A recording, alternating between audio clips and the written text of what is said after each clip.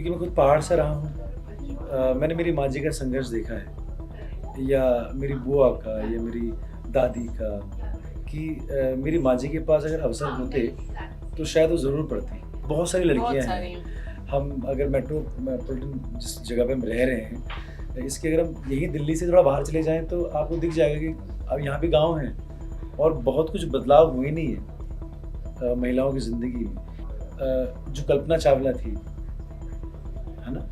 हरियाणा से। हरियाणा से थी, हुँ। वो दूसरी क्यों नहीं हुई? आज हर दूसरी लड़की इन्फ्लुएंसर है, मगर वो कल्पना चावला क्यों नहीं हो रही है? जब आप लड़कों से इतना कुछ एक्सेप्ट कर रहे हैं तो लड़कियों से भी करना चाहिए, उनको भी आगे बढ़ाना चाहिए। जब लड़कों को आगे बढ़ाया जा रहा है तो लड़कियों को क्यों नहीं? तो वहाँ के जो आधे, जिस इलाके में मैं रहती हूँ, वहाँ के जो लोग हैं वो कुछ जैसे मजदूरी करते हैं, दिन भर मजदूरी करेंगे, घर में बच्चे, उनकी वाइफ आस में लगी रहती है कि हमारे लिए पैसे कमा के लाएंगे, वो जाएं और अपने लिए शराब खरीद के ले आए। पहाड़ कितने खूबसूरत होते हैं। अभी गर्मियां हैं नॉर्थ में और आप एक ही चीज आपके जहन में चलती है कि आप पहाड़ों में जाएं। ट्रैवल के लिए यात्री के तौर पे बहुत अच्छे लगते हैं, लेकिन वहाँ की जिंदगी उतनी ही मुश्किल है। वहाँ के लोगों से आप पूछिए, खास तौर से महिलाओं से, छोटे बच्चों से, जिनको आमतौर पे अपनी जिंदगी में इतना संघर्ष करना पड़ता है एक आम सी लगने वाली चीज के लिए कि आप सोच भी नहीं सकते हो। अब इसे जब कोई कहानी के तौर पे फिल्मों में लेकर के आता है तो उसके लिए एक अलग तरीके की जहनियत चाहिए, एक अलग तरीके की सेंसिटिविटी चाहिए, और ये आपको मिलेगा फिल्म फूली में।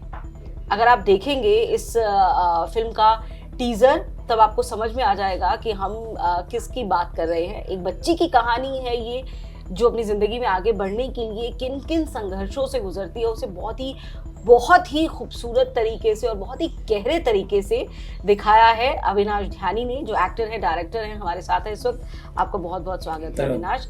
और हमारे साथ है वो बच्ची जिन्होंने एक किरदार निभाया है, हमारे साथ है रिया बलूनी। रिया, आपका बहुत बहुत स्वागत है। सबसे खास बात यह है कि रिया कोई ट्रेंड एक्टर नहीं है। Riya was a random pick by Avinash और उन्होंने इसे किया है, लेकिन यकीन नहीं होगा अगर आप ये फिलहाल आप टीजर देखिए, 7 जून को फिल्म देखिएगा, कि ये पहली फिल्म है इस बच्ची की, that too without any official training of acting.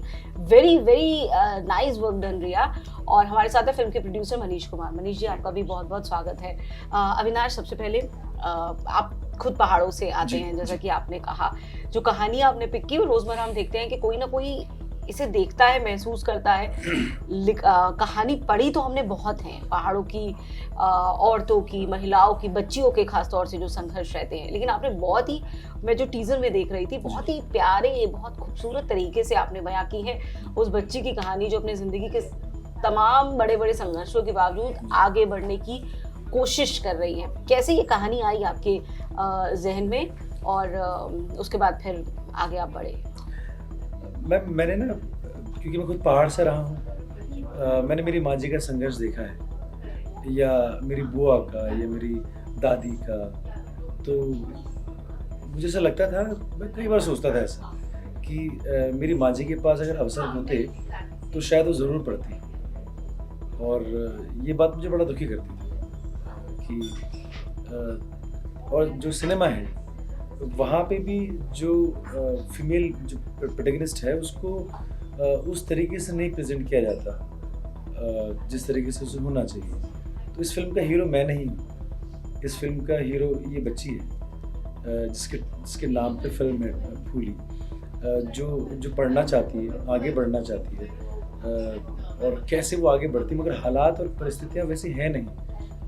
तो सिर्फ फूली ऐसी लड़की नहीं है, ऐसी बहुत सारी लड़कियां हैं। हम अगर मेट्रोपॉलिटन जिस जगह पे हम रह रहे हैं, इसके अगर हम यहीं दिल्ली से थोड़ा बाहर चले जाएं तो आपको दिख जाएगा कि अब यहाँ भी गांव हैं और बहुत कुछ बदलाव हुए नहीं है महिलाओं की ज़िंदगी में। जैसे जो कल्पना चावला थी, है ना, हरियाणा से थी, वो दूसरी क्यों नहीं हुई?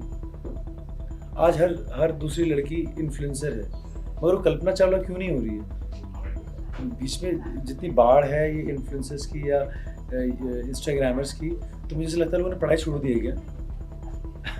जबकि मैं खुद सिनेमा में हूँ, और मैं जब सिनेमा में आया तो मैंने खूब पढ़ाई की, है ना। तो चाहे वो पीबी शैली था, चाहे वो एंथोनी चेखव साहब थे, सबको पढ़ डाला। तो पढ़ना बहुत ज़रूरी है, इसलिए ये फिल्म मैंने बनाई कि फिल्म क्यों पढ़ने की बात नहीं कर सकती। और बहुत ही अच्छा सब्जेक्ट आपने उठाया है। ये एक ऐसी फिल्म है जो मैं कह सकती हूँ बच्चों की शिक्षा हो या फिर राइट टू एजुकेशन, सबके लिए शिक्षा की बात हो, पहाड़ों पर खास तौर से महिलाओं के जीवन की बात हो, उनके संघर्ष हो, महिला सशक्तिकरण की बात हो, विमेन एम्पावरमेंट की बात हो, रिसोर्सेज क्यों नहीं पहुंच पा रहे अब भी पहाड़ों तक, ये जो मुद्दा है, इन सारे के सारे सब्जेक्ट्स को, इन सारे इश्यूज को इतने खूबसूरती से उठाया है अविनाश ने। जब आप फिल्म देखेंगे तब आपको रियलाइज होगा। रिया, पहली बार आप एक्टिंग कर रहे हो, तो कैसे था, कैसे आपके पास ये आए और आपको तैयार किया कि आपको इनएक्ट करना है? मेरी जो प्राइमरी स्कूल थी वहाँ के जो ओनर हैं तो वो मेरे टीचर हैं, और वो जैसे कुछ हमें कुछ एक्स्ट्रा चीज़ें, कुछ एक्टिविटीज़ करानी होती हैं तो हमेशा उन लोगों को कॉल करते हैं कि तुम आना चाहोगे। तो एक दिन उनका मैसेज आया ग्रुप में कि एक शॉर्ट फिल्म शूट हो रही है, अगर तुम में से कोई उसमें पार्टिसिपेट करना चाहे तो वो आ सकता है। तो मैं पहले दिन तो मैंने मिस कर दिया, सिर्फ पहले दिन आए थे। फिर दूसरे दिन मैं गई और पता नहीं कैसे संडे में को सिलेक्ट कर लिया। नहीं, पता नहीं कैसे, कुछ तो अच्छा सा किया होगा। ऑडिशन लिया था इन्होंने आपका? कुछ लाइंस बुलवाई, कुछ नहीं किया? अच्छा, ये मुझे भीड़ से देख रही थी। अच्छा। तो इसकी आंखें ना, मुझे ऐसा लग रहा था कि मैंने नोटिस कर लिया था। जैसे हम वहीं पे हम खाना वाना खा रहे थे और ये बस बहुत जैसे वो जो 15-17 साल पुराना अविनाश था ना, वो जो उसके अंदर ईगरनेस थी, अर्ज थी कुछ आगे करने की, हाँ, वो मैंने इसकी आंखों में देख लिया। सबसे अच्छी बात यह है कि जो रियल लाइफ कैरेक्टर है, रिया अभी भी अपनी जो जिंदगी है ना उसके बहुत करीब से जी रही है। अभी मैं उससे बात कर रही थी तो पता चला कि 3 किलोमीटर जाना और आना पहाड़ों में वो अपने स्कूल के लिए रोज करती है। यानी कि 6 से 7 किलोमीटर का जो सफर है वो हर मौसम में तय करती है अपने स्कूल जाने के लिए इस उम्र में। तो हमारे लिए तो आप पहले ही जो है वो हीरोइक कैरेक्टर हैं रिया, क्योंकि आप इतनी मेहनत दिखा रही हैं और आपने उसको बरकरार रखा हुआ है कि आप पढ़ना चाहती हैं आगे। ये कहानी कितनी करीब है आपके आसपास, आप देखते हैं पहाड़ों में आपके आसपास जो आपके दोस्त हैं, जो लोग हैं, जो बच्चे हैं, खासतौर से जो बच्चियां हैं, क्या क्या चैलेंजेस आप देखते हैं? क्योंकि इस फिल्म में उन पर फोकस किया गया है। कितनी करीब है ये आपकी लाइफ के? जहाँ पे मैं रहती हूँ तो मेरे तो जैसे पेरेंट्स हैं, घर वाले हैं, और जहाँ पे मैं रहती हूँ वहाँ के लोग सारे जो होते हैं जो बोलते हैं हमको कि एजुकेशन हर लड़की के लिए बहुत, मतलब लड़की को बहुत आगे ले जा सकती है। लेकिन बाकी जो गांव हैं, बाकी जो इलाके हैं उस साइड के, तो अगर ऐसे होता होगा कि घर में 4 बच्चे हैं, 3 लड़कियां हैं, 1 लड़का है, एक लड़की पढ़ने में तेज है, लड़का पढ़ने में तेज है। अगर उनके पास पैसे हैं तो वो बोलेंगे पहले हम लड़के को पढ़ाएंगे, वो आगे लड़के को बढ़ाएंगे।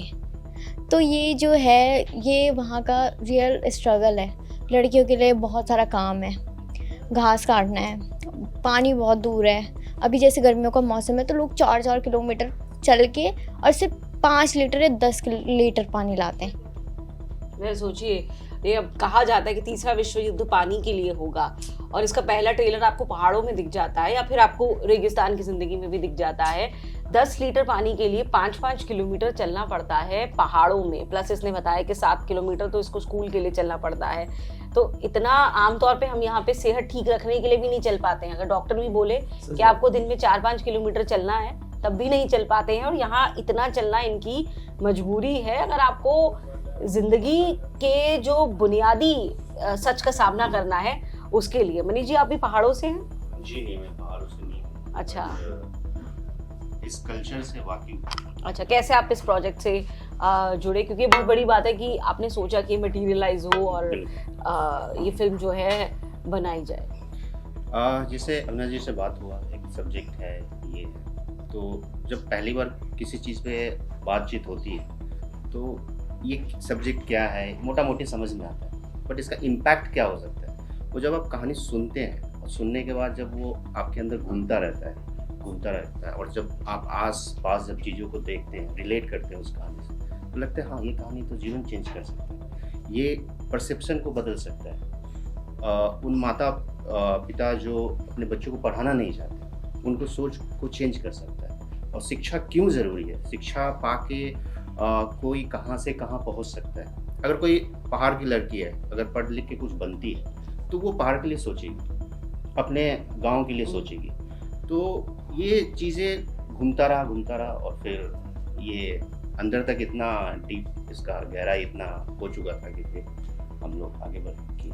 बिल्कुल, नशे की एक बड़ी समस्या है अविनाश, जिसे आपने बड़े अच्छे से दिखाया है, जो प्रैक्टिकल है, जो हमारे इनफैक्ट पहाड़ी दोस्त हैं, जिनकी रूट्स है या जिनके घर हैं अभी, वो भी ये बात खुल करके बताते हैं कि ये एक बहुत बड़ी समस्या है वहाँ पर।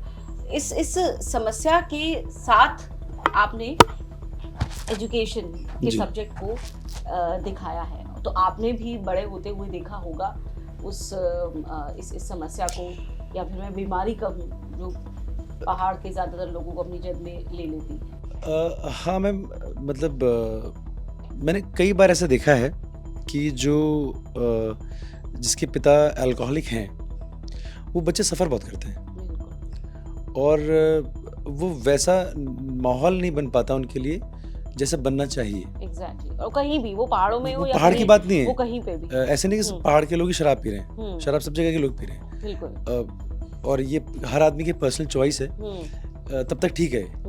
बट जब तक एक बच्चे की ज़िंदगी में इसका असर पड़ने लगे, बिल्कुल, मतलब मैं उन सारे अभिभावकों से कहना चाहूँगा, स्पेशली जो पिता हैं, कि वो ये ज़रूर ध्यान रखें कि उनका जो नशा है वो ऐसा ना हो कि उनके बच्चे, जिससे वो ये एक्सपेक्ट तो कर रहे हैं कि वो कल दिन IPS बने, IAS बने, वो इंजीनियर्स बने, वहाँ से डॉक्टर्स प्रोड्यूस हों, है ना, मगर उन्होंने उनकी ज़िंदगी कितनी हैरान करके रखी हुई है, बिल्कुल, ये उन्हें पता ना हो। एग्जैक्टली।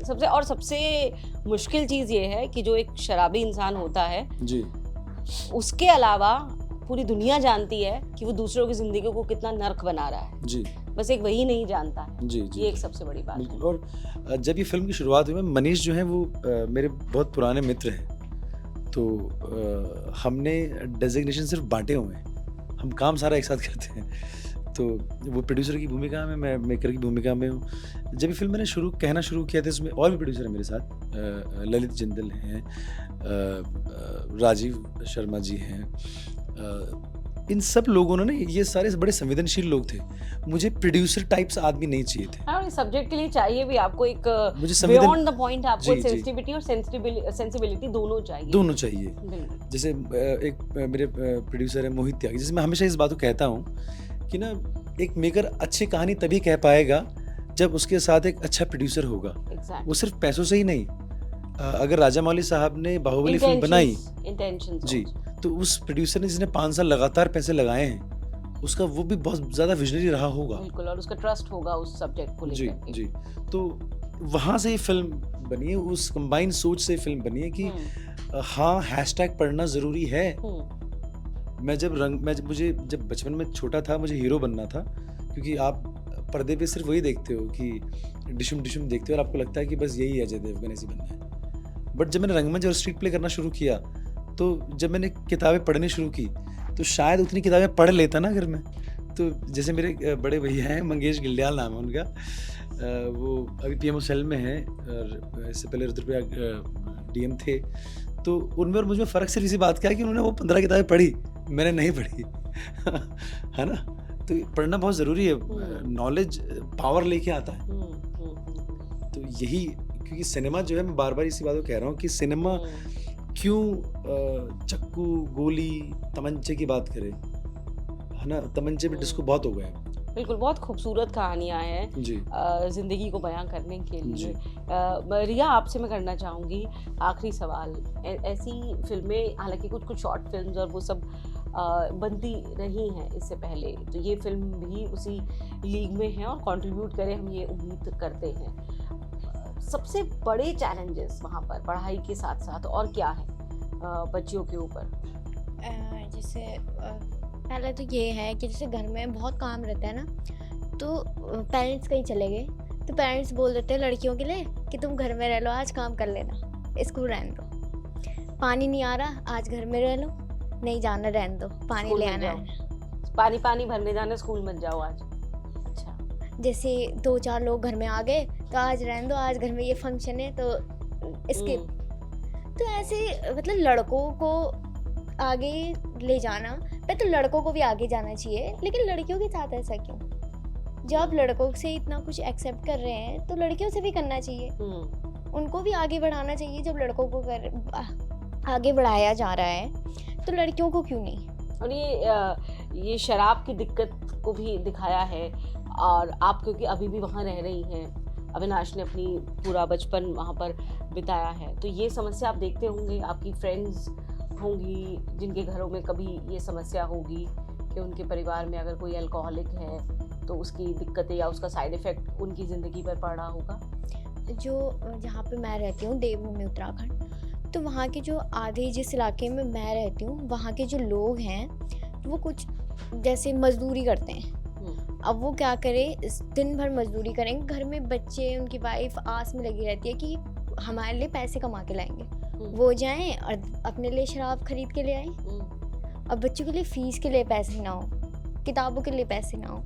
वैसे मैं जो टीचर्स हैं, जब हम स्कूल जाते हैं तो वो रोज़ जैसे कोशिश करते हैं कि कोई भी बच्चा है इसको कुछ ना कुछ सिखा के भेजना है आज, चाहे वो 4 बार सिखाए, चाहे वो 5 बार। जैसे कोई बच्चा रहता है तो वो पूछते हैं कि तुम्हें क्या प्रॉब्लम है, कुछ प्रॉब्लम है, जैसे तो किसी ने बोल दिया मेरे पास बुक्स नहीं है, तो वही लेके आते हैं, क्योंकि वहाँ बुक्स नहीं है।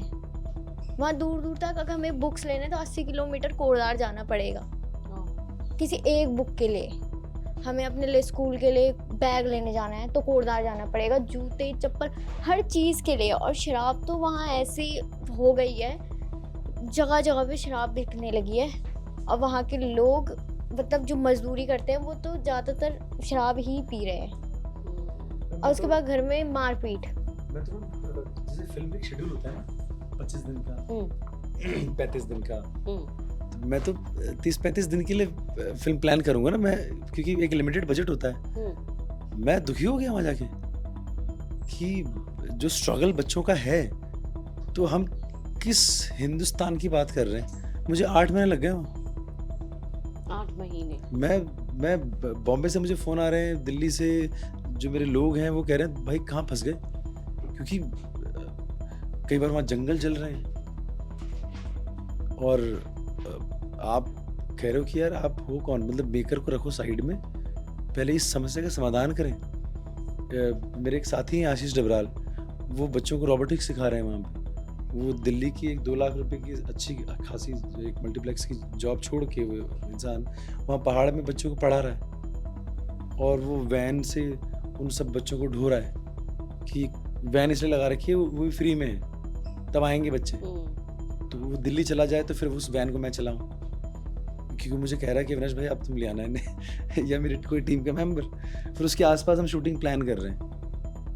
तो मतलब मेरी ऐसी गुजारिश है सरकार से, या कि जो पहाड़ में जो मूलभूत सुविधाएं हैं वो तो हैं, आपने हैंडपम्प लगा दिए, सब कर दिया, बहुत बढ़िया हो गया, मगर ये जंगल कब तक जलेंगे, वो बेटियां कब तक पानी लेके आएंगी। मतलब वो सही कह रही है कि मतलब मैंने कोई एफर्ट नहीं लगाया इस कहानी को लिखने के लिए। जो आपने देखा वो आपने, हमारे साथ 4-5 लड़कियां थी रिया को मिला के, मैं जो उनकी बातें सुनता था मैं तो हैरान होकर सुनता रहता था कि यार मैं कौन सी जिंदगी जी रहा हूँ, बिल्कुल कितनी नकली जिंदगी जी रहा हूँ। और ये आप देखिए कि जैसा कि अविनाश ने कहा कि सिर्फ 35-40 दिन के लिए वो शूट प्लान करके गए थे, और इन सब चैलेंजेस को देखते हुए 8 महीने तक उन्होंने शूट स्ट्रेच की।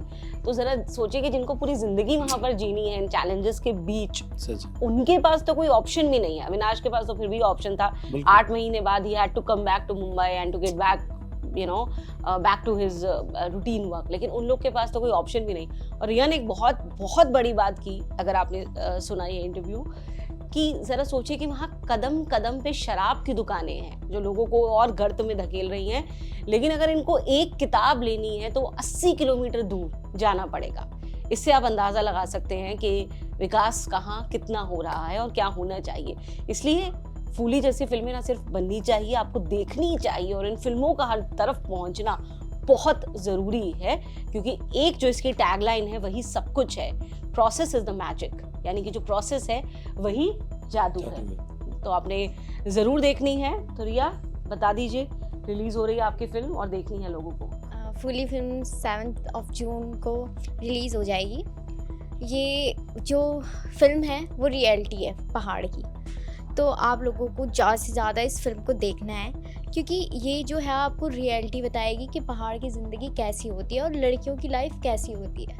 Thank you. बिल्कुल, तो thank you so very much for watching this. Avinash आपका, रिया आपका और मनीष आपका बहुत बहुत शुक्रिया। धन्यवाद। धन्यवाद।